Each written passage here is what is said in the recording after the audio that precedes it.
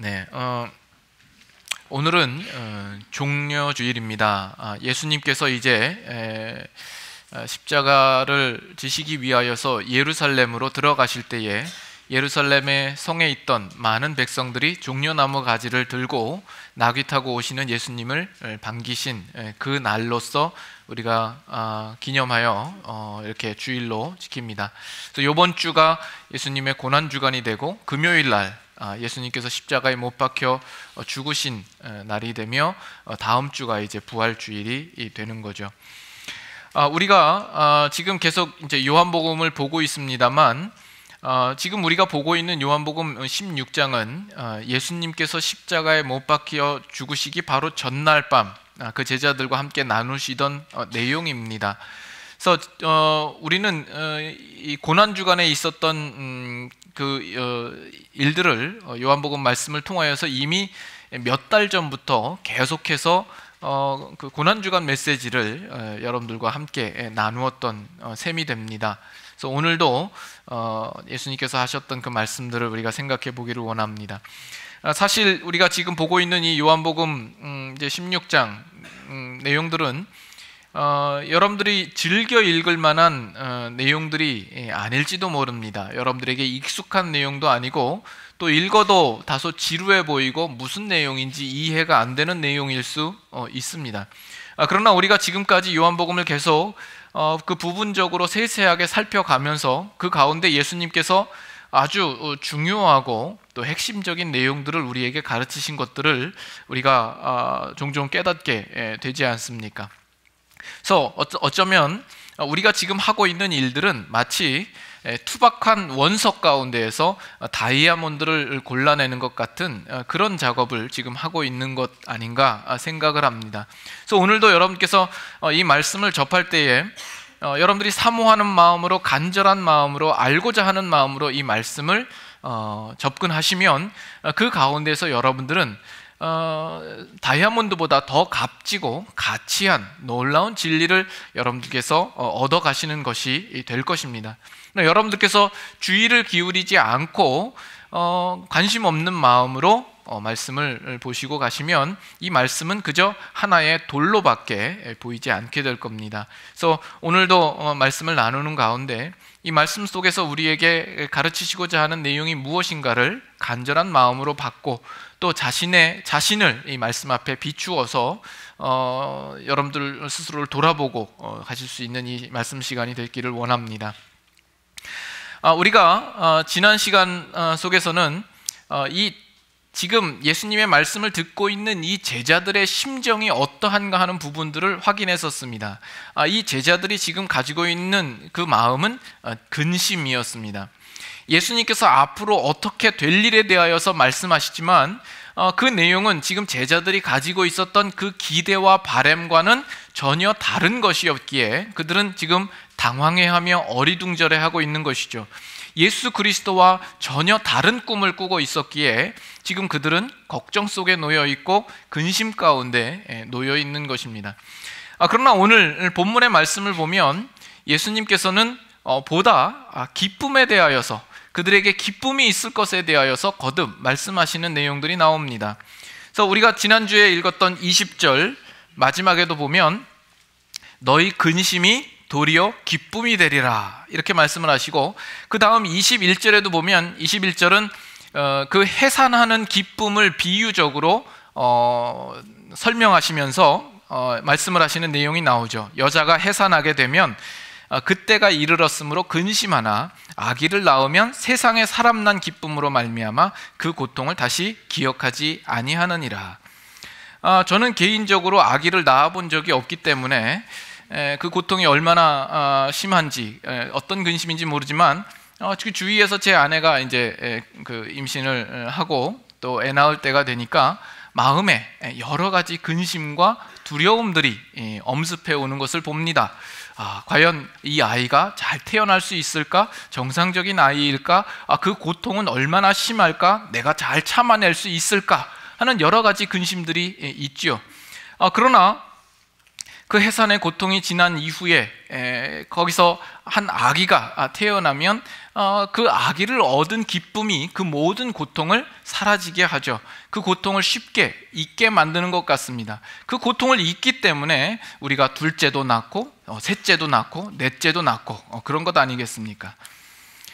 꼭 이렇게 이야기를 하면 여러분들 중에는 아닌데요 목사님, 그 고통이 얼마나 심한데요, 목사님은 안 당해봐서 몰라요, 그 고통을 어떻게 잊어요, 이렇게 말씀하시는 분이 꼭 있습니다. 무슨 설교 들을 때마다 억한 심정이 있는지 항상 이렇게 반박하려고 하는 마음을 가지고 설교를 들으시는 분들이 있는데 그러지 마십시오. 일반적으로 또 정상적인 부모라면 해산의 고통이 분명히 있지만 그 생명이 탄생되고 그 아기를 품에 안았을 때에는 그 전에 가졌던 그 고통에 비할 수 없는 큰 기쁨을 얻지 않겠습니까? 그래서 지금 예수님도 그와 같은 비유로 지금 이 기쁨의 정도를 우리에게 말씀하시고 있는 것을 보게 됩니다. 또 22절에도 가보시면 그 마지막에 뭐라고 나옵니까? 너희 기쁨을 빼앗을 자가 없으리라 말씀하시고, 24절 마지막에 가면 너희 기쁨이 충만하리라. 이게 거듭 말씀합니다. 그 전에도 예수님께서 기쁨에 대하여서 제자들에게 약속하셨던 내용이 있습니다. 15장 11절, 요한복음 15장 11절, 같이 한번 읽겠습니다. 내가 이것을 너희에게 이름은 내 기쁨이 너희 안에 있어 너희 기쁨을 충만하게 하려 함이라 말씀하시죠. 그리고 나서 좀 더 뒤로 가셔도 요한복음 17장으로 가셔도, 요한복음 17장은 예수님께서 제자들을 위하여서 기도하시는 내용 가운데 있습니다. 요한복음 17장 13절 지금 내가 아버지께로 가오니 내가 세상에서 이 말을 하옵는 것은, 다 같이, 그들로 내 기쁨을 그들 안에 충만히 가지게 하려 함이니라. 거듭해서 지금 예수님께서 기쁨에 대하여 말씀합니다. 이걸 보면 예수님께서는 지금 이 제자들로 하여금 근심에 빠지게 하는 것이 목적이 아니라 어떻게 하든지 그들 안에 기쁨을 가지게, 그 기쁨이 충만하기를 바라시고 있는 마음을 우리가 읽을 수 있습니다. 자, 그러면 여러분들은 어떻습니까? 여러분들은 예수 믿어서 기쁨이 충만하십니까? 예수님께서 말씀하시는 이 약속의 말씀이 사실이라면 오늘 예수 그리스도를 믿는 여러분들의 삶 가운데에도 그 기쁨이 충만히 있어야 하지 않겠습니까? 그러나 솔직히 우리의 삶을 돌아보면 사실 근심과 걱정이 더 많은 것을 우리가 보죠. 그렇다면 예수님께서 지금 말씀하시는 이 충만한 기쁨이라는 것은 무엇인가? 그리고 이 충만한 기쁨의 근거가 되는 것은 무엇인가 하는 부분입니다. 22절 한번 보세요. 16장 22절에 보면 예수님이 이런 말씀합니다. 지금은 너희가 근심하나 내가 다시 너희를 보리니 너희 마음이 기쁠 것이요. 예수님께서 말씀하시는 그 기쁨이 이런 기쁨입니까? 예수님께서 이제 죽으셨다가 다시 부활하신 이후에 그 부활하신 몸으로 제자들 앞에 나타나셨을 때에 제자들이 예수님을 보고 느끼는 그 기쁨을 두고 이야기를 하는 것입니까?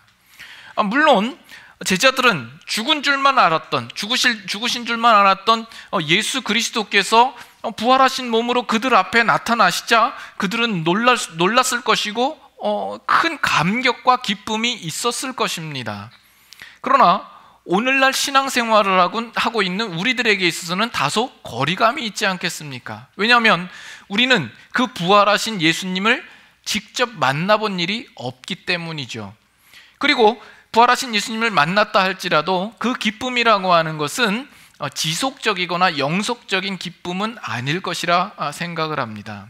그러면 예수님께서 지금 말씀하시는 이 충만한 기쁨이라는 것은 무엇인가? 우리가 한번 오늘날 우리의 신앙생활을 돌아보며 우리 안에 이 기쁨이 있는가, 없다면 그 심각한 문제가 어디 있는가를 우리가 생각해 보아야 할 겁니다. 그래서 그 부분에 대하여서 우리 오늘 본문의 23절과 24절의 말씀들을 가지고 우리가 그것을 추적해 나가기를 원합니다. 그럼으로써 오늘 신앙생활을 하고 있는 우리들의 신자들의 삶 가운데에도 예수님이 약속하신 그 충만한 기쁨들이 우리 가운데도 누려지기를 소망하는 것입니다. 그래서 23절 한번 보세요. 23절에 그날에는 너희가 아무것도 내게 묻지 아니하리라 말씀합니다. 여기서 말하는 그날은 언제인가? 이 부분은 조금 있다가 우리가 뒤에 있는 내용들을 좀 더 설명하고 나서 그 다음에 확인을 하도록 하죠. 여기 보면 너희가 아무것도 내게 묻지 아니하리라 말씀했는데, 여기 묻지 아니하리라 하는 그 앞에 여러분 보시면 숫자로 1이라고 써 있죠. 네. 그 숫자가 안 보이는 분은 좀 좋은 성경책을 가지고 다니셨으면 좋겠습니다. 그 1이라고 써 있고, 여러분 성경 하단이나 이렇게 찾아보시면 작은 글씨로 그 1에 대해서 뭐라고 써 있죠? 예, 또는 구하지 아니하리라. 예.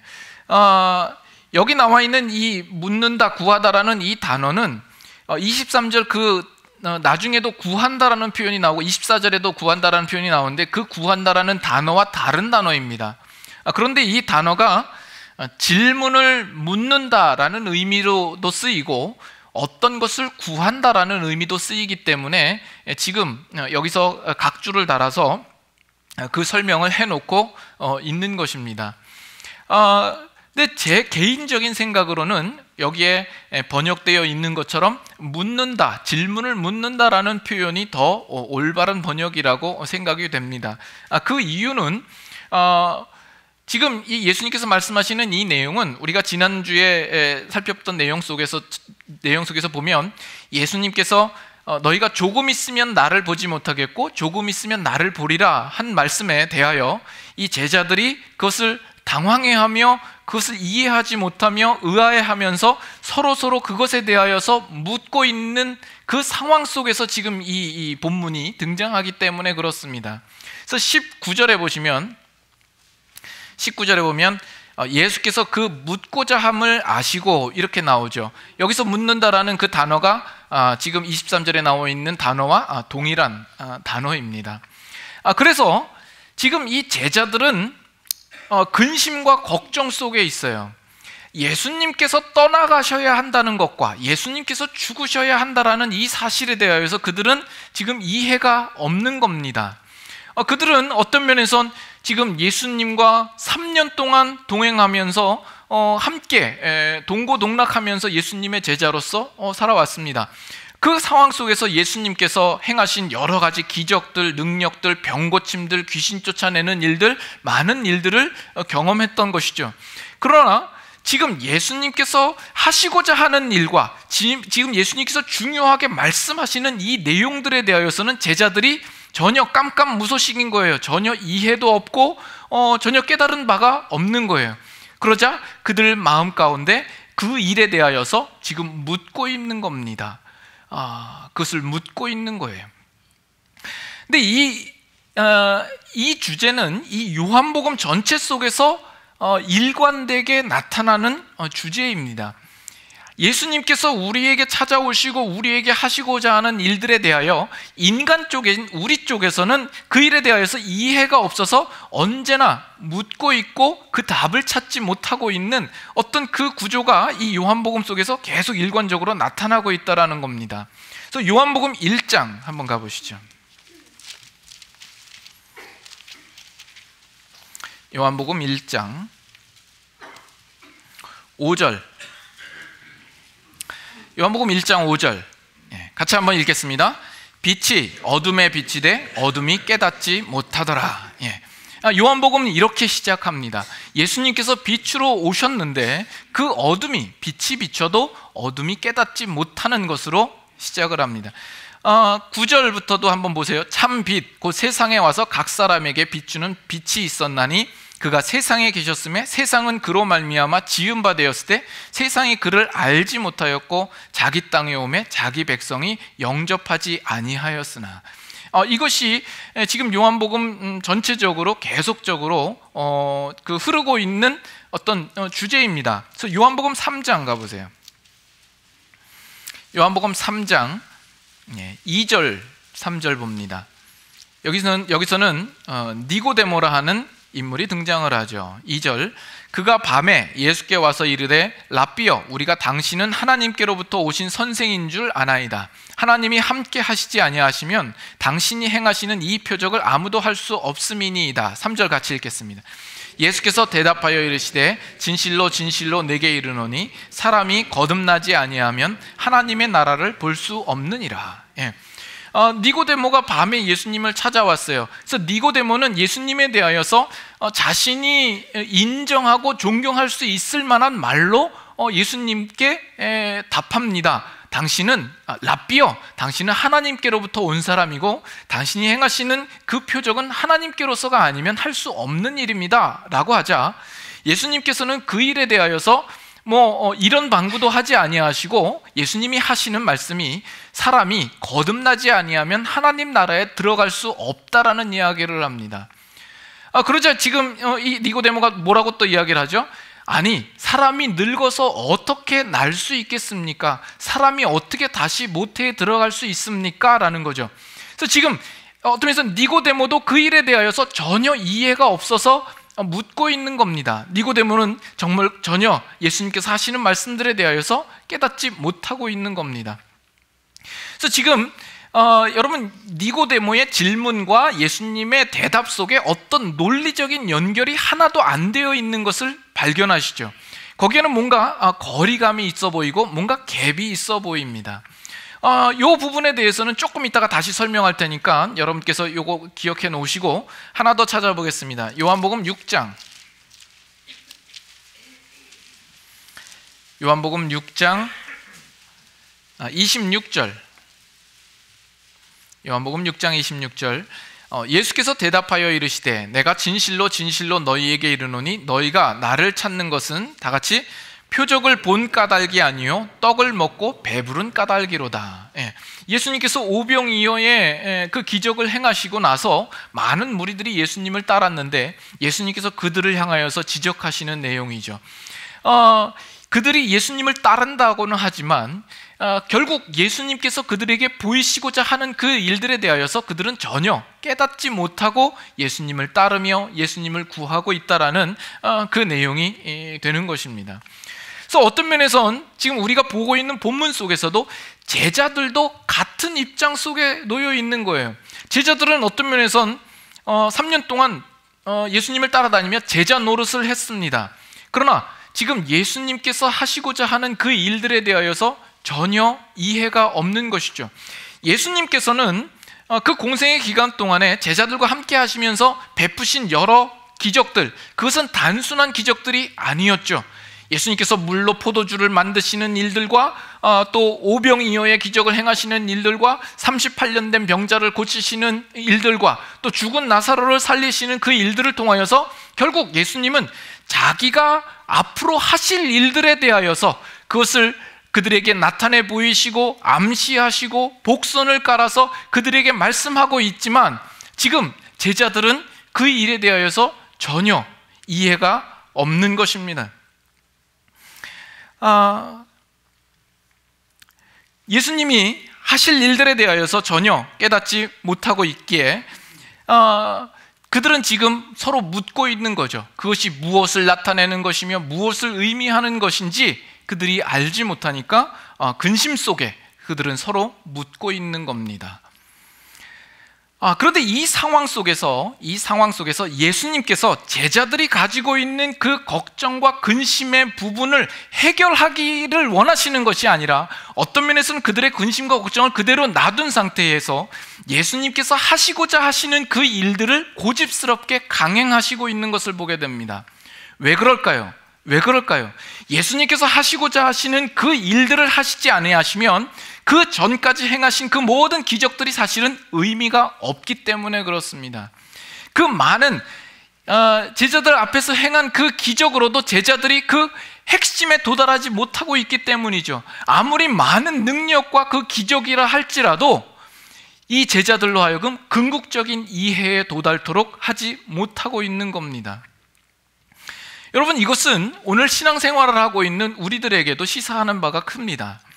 오늘 우리의 신앙생활이 내가 예수님을 믿어서 또는 기도를 해서 내가 어떤 기적을 체험하고 능력을 소유하고 어떤 신비한 것을 가졌다 할지라도 예수님께서 우리에게 알고자 하시는 그 본질적이고 근본적이고 영적인 이해에 도달해 있지 않고 서 있지 않는다면, 그것이 어떤 것이라 할지라도 병고침의 능력이요, 죽은 자가 살아나는 것이요, 그런 것이라 할지라도 그것이 소용이 없다라는 것입니다. 그것이 신앙이 아니다라는 겁니다.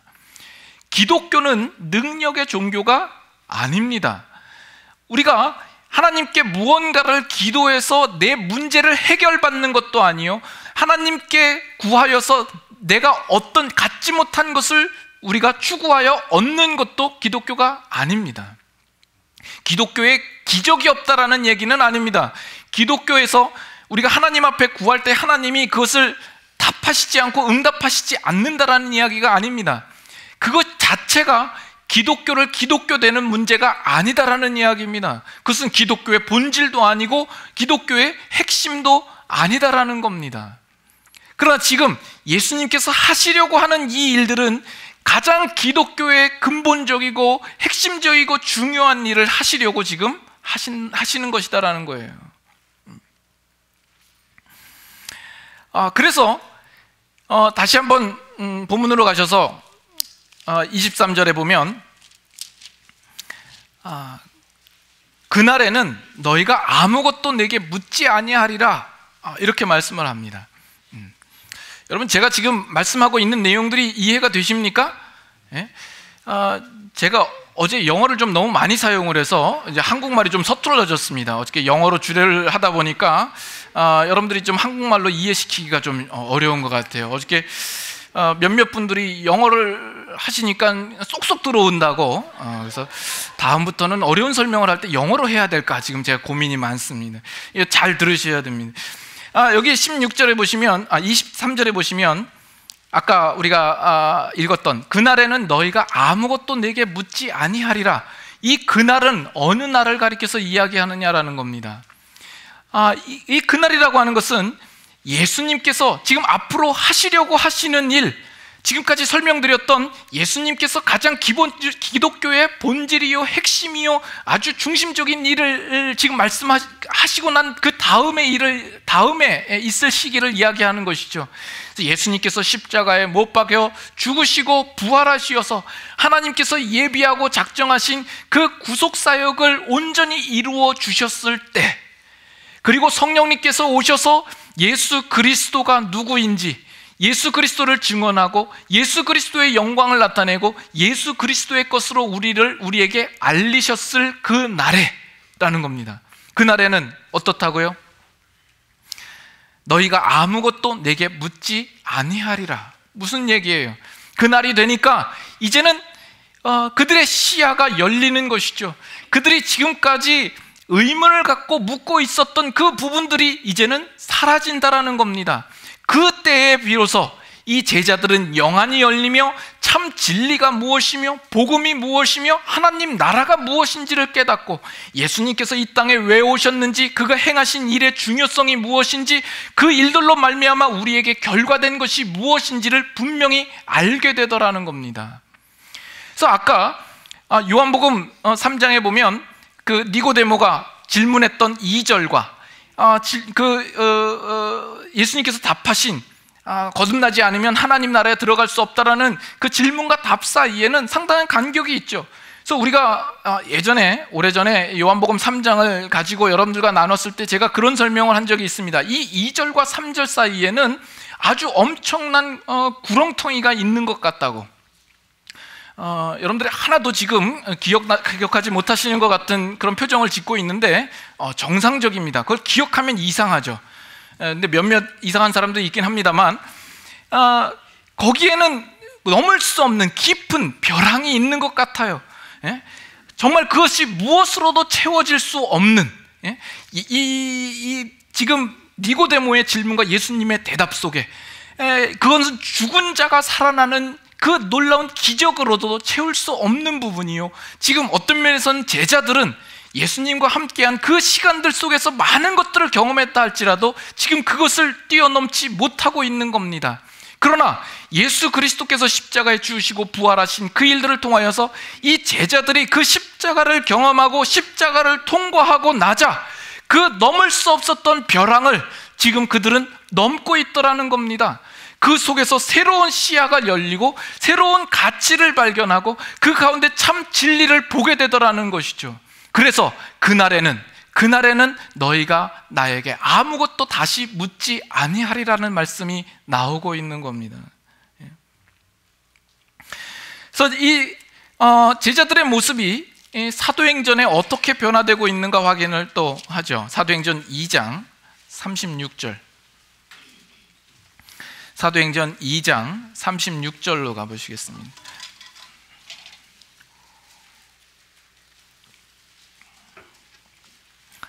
2장 36절 같이 한번 읽겠습니다. 그런즉 이스라엘 온 집은 확실히 알지니 너희가 십자가에 못 박은 이 예수를 하나님이 주와 그리스도가 되게 하셨느니라. 자, 여러분, 이 제자들의 그 마음이, 그 이해가 얼마나 달라졌는가 보세요. 예수님께서 십자가에 못 박혀 죽으셔야 할 일들에 대하여서 이 제자들은 근심하면서 걱정하면서 예수님께 묻고 있었던 그들이 이제는 어떻게 변하죠? 그들이 확실히 이야기를 합니다. 그들이 가지고 있는 그 확신을 가지고 이야기하는데 이 십자가에 죽으신 예수 그리스도를 하나님이 주와 그리스도가 되게 하셨다라는 것이죠. 그 십자가를 통하여서 하나님께서 이루신 일들을 그들이 말하고 있습니다. 그리고 37절 보시면 그들이 이 말을 듣고 마음에 찔려 베드로와 다른 사도들에게 물어 이르되 형제들아 우리가 어찌할꼬 하거늘. 지금 제자들이 갖고 있었던 그 궁금증과 의문들이 지금 이 말씀을 듣고 있는 그 무리들이 똑같이 질문하고 있는 걸 보지 않습니까? 그들에 대하여서 이 제자들이 뭐라고 이야기를 합니까? 38절 베드로가 이르되 너희가 회개하여 각각 예수 그리스도의 이름으로 세례를 받고 죄 사함을 받으라. 그리하면 성령의 선물을 받으리니.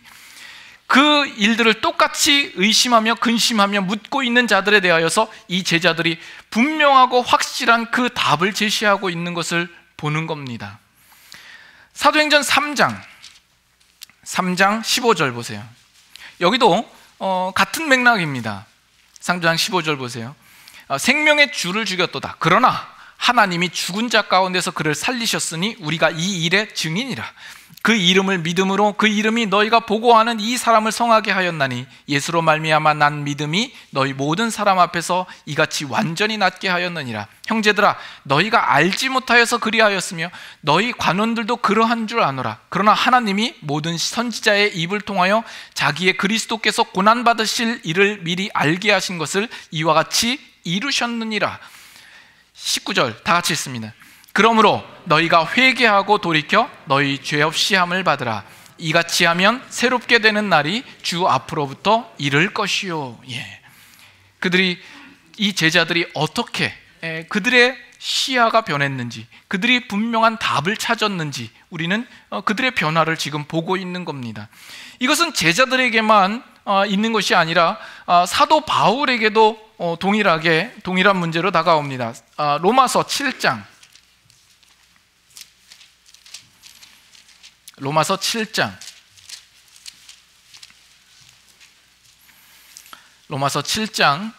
24절 7장 24절 오호라 나는 곤고한 사람이로다. 이 사망의 몸에서 누가 나를 건져내랴. 지금 이 사도 바울은 그의 인생과 그의 영혼의 문제, 그의 운명의 문제에 있어서 그가 해결할 수 없는 부분들에 대하여서 지금 궁금해하며 그것을 묻고 있는 거죠. 본인 안에서 어떤 해답도 찾을 수 없는 그 난감한 상황, 그 딜레마 속에서 묻고 있는 겁니다. 거기에 대하여서 그가 찾은 해답이 무엇입니까? 8장 1절 그러므로 이제 그리스도 예수 안에 있는 자에게는 결코 정죄함이 없나니 다 같이 읽습니다. 이는 그리스도 예수 안에 있는 생명의 성령의 법이 죄와 사망의 법에서 너를 해방하였음이라. 결국 예수 그리스도께서 그 일들을 우리에게 십자가에 못 박혀 죽으신 그 일들을 통하여서 우리를 죄 가운데서 해방하였던 그 일들을 말하고 있는 것이죠.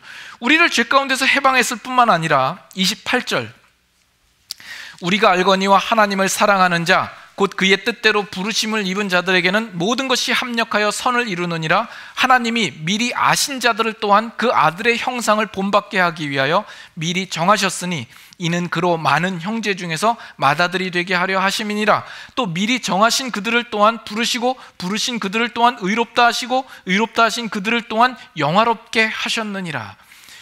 이 모든 것들이 예수 그리스도로 말미암아 우리에게 주어지고 결과되고 약속되어졌다라는 사실을 아는 것이죠. 예수 그리스도께서 우리를 해방시키는 것만이 아니라 우리의 운명까지 분명히 책임져 주시겠다라고 이야기하는 겁니다. 우리를 아셨을 뿐만 아니라 미리 정하시고 또 우리를 부르시고 의롭다 하시고 영화롭게 하는 자리까지, 결국 그 인생의 운명이라는 것은 내 손에 달려있는 것이 아니라 하나님의 손에 달려있음을 아는 것이죠. 예수 그리스도를 알므로 말미암아 정말 내 인생에서 무엇이 가장 중요하고 가치 있는가를 분명히 확인하고 알게 되더라는 것입니다. 예전에 가졌던 세상의 것과 내 자존심의 문제가 아니라 정말 이제는 무엇이 가치 있는가를 알아서 하나님의 자녀로서 내가 무엇을 추구하고 무엇에 더욱 간절해하며 무엇을 기대하고 소망해야 할 것인가를 다시 한번 새롭게 분명히 깨닫게 되는 그런 일들이 나타나는 겁니다. 그것은 우리가 세상에서 얻을 수 있는 것이 아니죠. 8장 37절 그러나 이 모든 일에 우리를 사랑하시는 이로 말미암아 우리가 넉넉히 이기느니라. 내가 확신하노니 사망이나 생명이나 천사들이나 권세자들이나 현재일이나 장래일이나 능력이나, 다 같이 읽습니다. 높음이나 깊음이나 다른 어떤 피조물이라도 우리를 우리 주 그리스도 예수 안에 있는 하나님의 사랑에서 끊을 수 없으리라. 단정적으로 분명하게 이야기를 하고 있죠. 이것은 세상이 우리에게 도울 수 없는 일이요 또 세상이 방해할 수 없는 일입니다. 하나님께서 약속하신 이 약속은 그 어떤 것으로도 실패치 않을 것이며 포기치 못할 것이며 빼앗길 수 없는 것입니다. 결국 예수님께서 예수 그리스도의 십자가를 통하여서 우리에게 주시고자 하시는 그 충만한 기쁨의 근거는 바로 여기에 있는 것이죠. 그 십자가 구속 사역을 통하여서 우리에게 허락된 것, 약속된 것, 운명 지어진 것, 이것이 다 무엇인지를 알기 때문에 그렇습니다. 우리의 예수 그리스도를 믿는 신자들, 우리들도 마찬가지입니다. 우리가 예수 그리스도를 믿음으로 말미암아 우리 인생 가운데 무엇이 중요한지를 우리는 이제 아는 것입니다. 그 전까지는 내가 손에 쥘 수 있는 것, 내가 눈으로 볼 수 있는 것, 내가 소유할 수 있는 것, 그것이 실체였습니다. 그것이 전부였고 그것이 목표였습니다. 그러나 예수 그리스도의 십자가를 경험하고 그걸 통과하고 나자 그것들이 오히려 허상이었고 그 실체는 오히려 보이지 않는 영원한 것에 있었구나라는 것을 깨닫게 되는 것이죠. 우리의 분명한 시야가 열려 그 가치와 내용을 분명히 보는 것이요, 그 해답은 예수 그리스도의 십자가 구속 사건을 통하여서 우리에게 분명히 주어지고 있다는 것을 아는 겁니다. 그런데요, 참 이상한 것은요, 오늘 우리가 예수 그리스도를 안다고 하고 믿는다고 하지만 예수 그리스도를 믿는 신자들의 삶 속에 그 열려진 시야가 없는 것 같아 보이는 것은 왜 그럴까요? 우리는 그 진정한 가치를 아직 모르고 있는 것 같아요. 그 내용이 무엇인지도 우리는 모르고 있는 것 같아요. 우리는 어쩌면 아직까지도 니고데모가 처해 있는 그 자리에 놓여 있는 것 같고, 십자가를 경험하지 못한 근심 속에 쌓여 있는 제자들의 입장에 놓여 있는 것 같아요. 그날에는 너희가 아무것도 묻지 아니하리라 말씀하셨는데 우리는 아직 그날까지 도달하지 않은 사람처럼 살고 있는 것 같아요.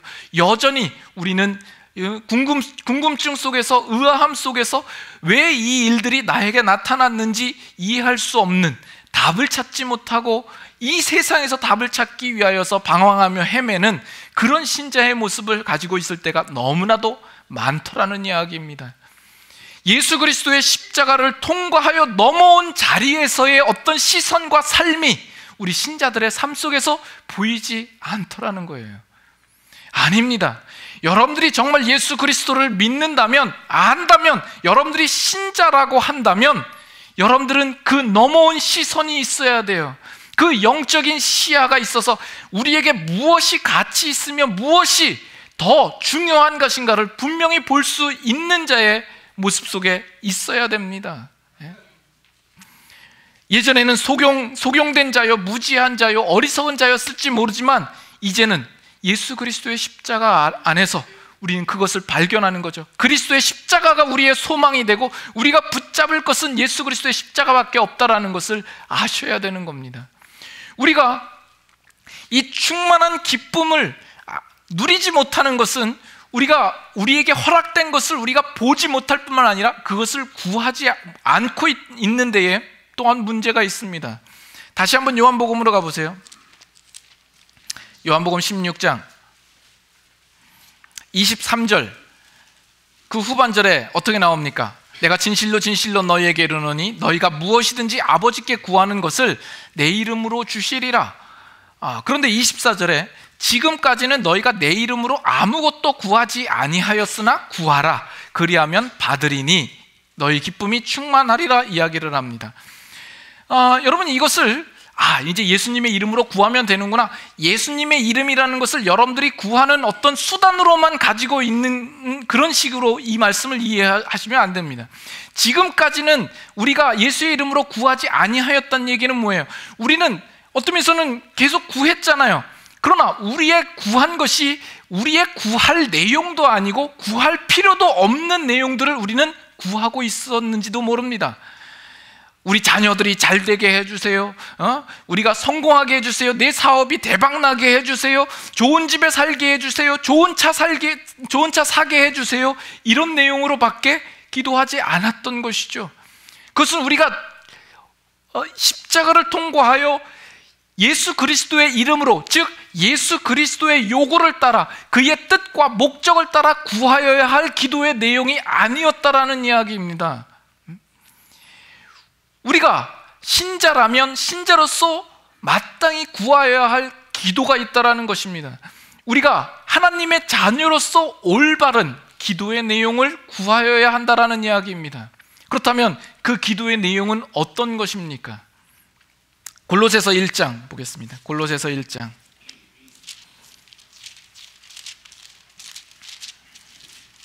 골로새서 1장 9절부터 봅니다. 9절부터 골로새서 1장 9절부터 12절까지 제가 읽겠습니다. 제가 읽을 때 여러분들은 마음으로 같이 따라 읽으시면서 이 기도의 내용이 어떤 내용인가를 보시고 여러분들이 지금 기도하고 있는 기도 내용과 어떻게 차이가 있는가를 보시길 바랍니다.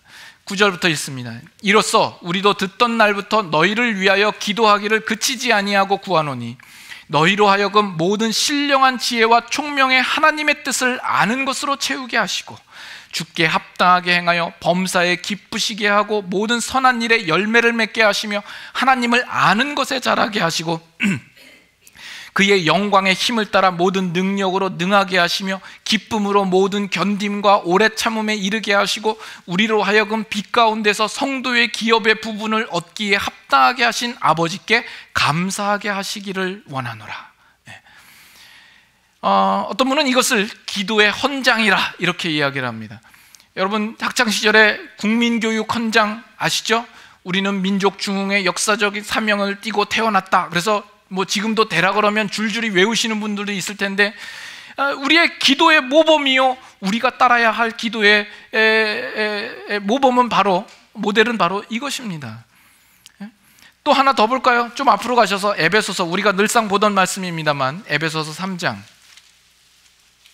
14절 여기서도 사도 바울의 기도의 내용이 나옵니다. 이러므로 내가 하늘과 땅에 있는 각 족속에게 이름을 주신 아버지 앞에 무릎을 꿇고 비노니 그의 영광의 풍성함을 따라 그의 성령으로 말미암아 너희 속사람을 능력으로 강건하게 하시오며 믿음으로 말미암아 그리스도께서 너희 마음에 계시게 하시옵고 너희가 사랑 가운데서 뿌리가 박히고 터가 굳어져서 능히 모든 성도와 함께 지식에 넘치는 그리스도의 사랑을 알고 그 너비와 길이와 높이와 깊이가 어떠함을 깨달아 하나님의 모든 충만하신 것으로 너희에게 충만하게 하시기를 구하노라. 여러분들이 지금 구하는 기도의 내용과 어떻게 차이가 있습니까? 우리는 우리가 그리스도의 십자가를 통과한 자로서 영적인 시야와 수준 속에서 구하는 기도가 있어야 합니다. 하나님을 알아가는 일에, 예수 그리스도를 알아가는 일에 그리스도께서 십자가를 지신 일과 그 일들을 처음부터 작정하시고 그 일들을 성취하심으로 우리에게 허락하여 주신 그 놀라운 일들이 무엇인지를 깨달아 알아 우리가 하나님의 자녀다운 모습으로 어떻게 성숙하며 하나님의 뜻에 합당한 자로 나아갈 것인가, 이거에 대한 기도가 분명히 필요합니다. 그 기도 속에서 우리는 이 세상이 줄 수 없는 큰 기쁨과 희열을 얻게 되는 것이죠. 우리의 영적인 시야로 깨달아 알게 되는 놀라운 기쁨, 만족이 있습니다. 이 세상이 우리를 엄습할 수 없고 빼앗아갈 수 없는 그 기쁨이 있는 것이죠. 여러분들 안에 그 충만한 기쁨이 있습니까? 빼앗기지 않을 기쁨이 있습니까? 이 세상이 빼앗아갈 기쁨이라면 그것은 영적인 것이 아니기 때문일 겁니다. 우리에게 허락한 기쁨은 충만한 기쁨이요, 세상이 우리에게 가져갈 수 없는 기쁨입니다. 그것은 모든 신자에게 허락된 것입니다. 그래서 사도 바울은 빌립보서에 보면 그가 감옥 속에 갇혀 있었음에도 불구하고 감옥 밖에 있는 자들에게 편지하면서 그가 권면하는 내용이 뭡니까? 기뻐하라, 주 안에서 기뻐하라, 내가 다시 말하노니 기뻐하라, 거듭거듭 이야기하고 있는 것을 봅니다. 감옥 안에 있는 자가 그 기뻐할 것을 권고하고 있는 겁니다. 사도 바울에게 있어서는 감옥에 갇힌 것으로 그의 기쁨을 상쇄시키는 적이 없으며 세상의 어떠한 위협과 죽음으로도 그가 가진 기쁨을 빼앗아 갈 수 없기 때문에 이와 같은 고백을 할 수 있었던 겁니다. 여러분들이 지금 처해 있는 어떠한 상황과 환경과 낙심되는 일들 가운데서도 우리는 빼앗길 수 없는 충만한 허락된 기쁨이 있는 줄 아시길 바랍니다. 그 기쁨을 정말 예수 그리스도의 십자가를 통과한 자로서 누리면서 살아가실 수 있는 저와 여러분들이 되었으면 좋겠습니다. 기도하겠습니다.